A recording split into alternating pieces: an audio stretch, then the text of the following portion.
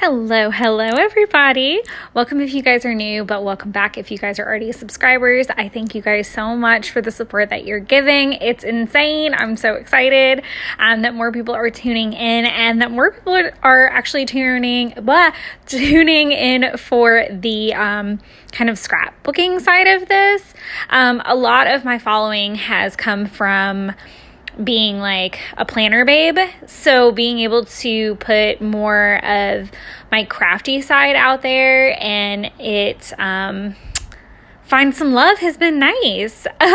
So today I am showing you one of two 12 by 12 layouts I did for week 2 of Project Life. I don't know if that's what you call it, but 2 layouts of 2022. Let's just say that.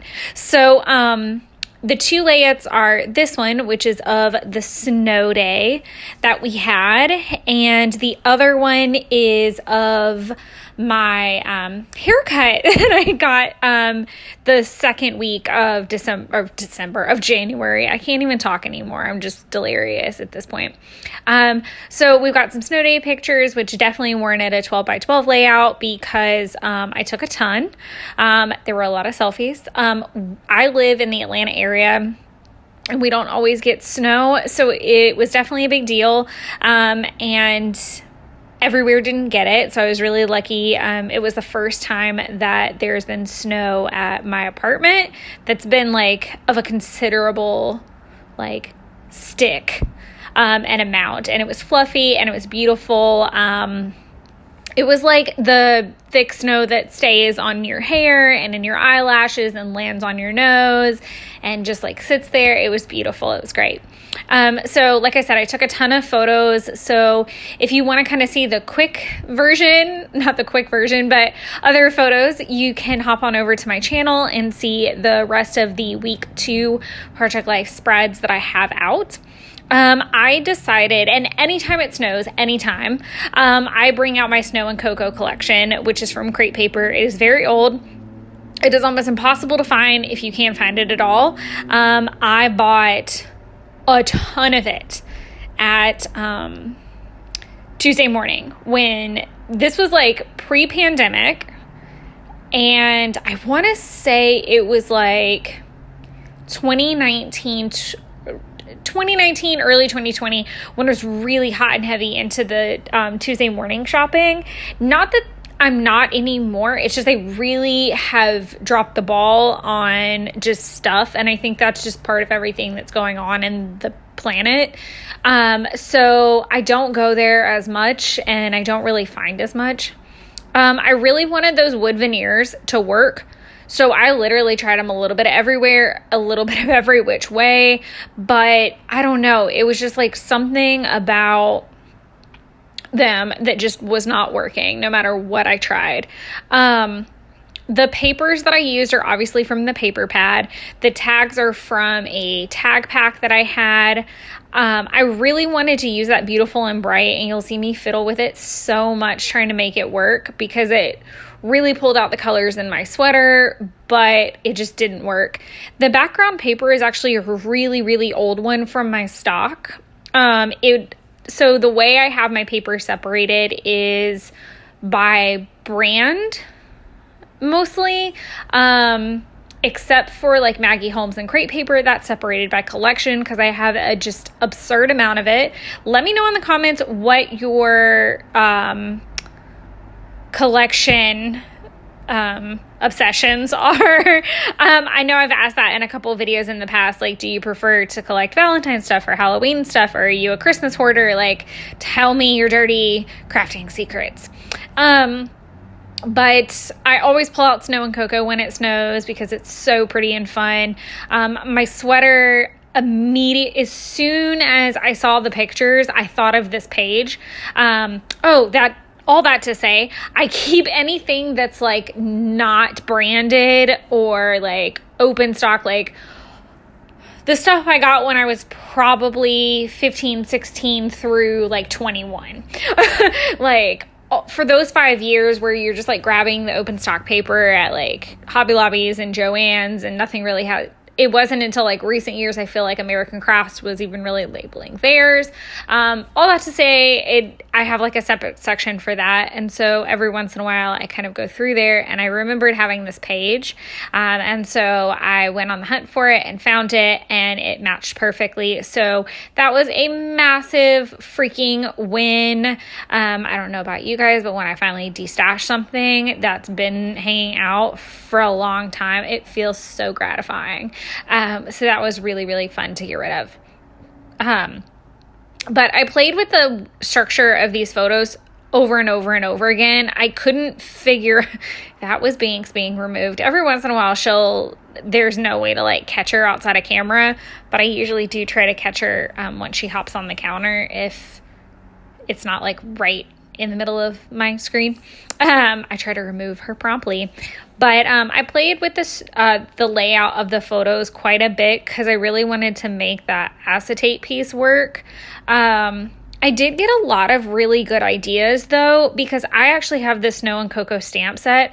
So I think that as time goes on, I'll use those stamps to keep creating ephemera. And that's such a really great hack. So if you're ever second guessing yourself on getting a stamp set, remind yourself you can always do like DIY ephemera with like the bits and bobs that are left over as you start to get through the collection. So once I finished up all the placing, I went ahead and put my foam sticky dots on the back. I use the ones from Sticky Thumb. I actually need a new pack really bad. This one's, I think by doing these, I literally have like that one big one and that's it. And I definitely use the big ones a ton. They're my favorite. And I definitely use them a lot on 12 by 12 spreads to help create dimension. That's another really easy like kind of trick is to use sticky dots. It's kind of like DIY chipboard in a way, but not. So I really enjoyed that. Like I said, all the pieces I'm using are from Snow and Cocoa. I tried to make that card work and we were just not successful. And then I really wanted to use the Park Lane thickers that I had used. I guess they can be called thickers. They're just very small. As you can see, they're pretty small. I think I saw them the other day and I almost got a second pack, but I have struggled to get through the first one where I'm like kind of slapping myself on the wrist a little bit. I was looking through my Allie Edwards stamps to see if there was a phrase from them that I could work with. I knew I did want to stamp on this spread, but I didn't know where and how much. The chipboards are from Citrus Twist. I was so bummed because that Just Say Yes little circle was the perfect color. But so if you look, everything is square. Everything has like hard edges, even the snowflakes. If you look really close, like there's nothing really round about anything on this spread. Of course, there's like the little round dot in the middle of the tag. Of course, my head is kind of round, the cap, or my hat, that kind of things. But I had a lot of straight edges and the circles, I would have had to really start playing with some stuff to get the circles to work. I went through this Citrus Twist die cut pack because it had a lot of like wintry phrases in it, like bundle up, and things like that. And like hot cocoa and fuzzy socks, like that kind of thing. The problem was nothing really worked, with what I had already set out. I did keep that one. This one is just for the books little tab that's on that bottom photo.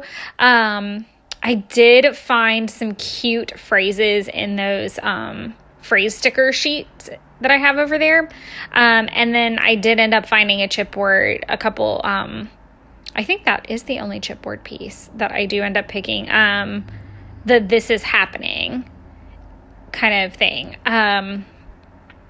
I always get really nervous at a certain degree of creating all the levels and the thicknesses because I do have a tendency to obviously bump things up on foam to create dimension, but it is a very fine line that you walk because it still has to go into a page protector. So I definitely have my limits. I struggled very hard, as you can see, with my tiny attacher. And eventually I had to like pick it up basically out of frame. I wasn't going to be able to accomplish what I needed to. And then I struggled with trying to glue that whole corner back down with my glue pen. I really didn't think that went all the way through, but hey, it is what it is. I really like the look of staples in my layout. So I was going to make it work, win, lose, or draw. So once I got my tiny attachers all on the little word phrase stickers, this is me holding that piece back with the glue pen. Oh, it was freaking a mess.